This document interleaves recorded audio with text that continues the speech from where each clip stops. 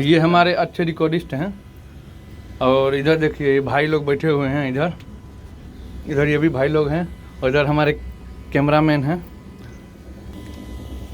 आपके front page पे मैं ये गाना आप लोग को कैसा लगता है प्लीज़ कमेंट करके बताइएगा, शेयर करके बताइएगा, सब्सक्राइब करना चैनल को ना भूलिएगा।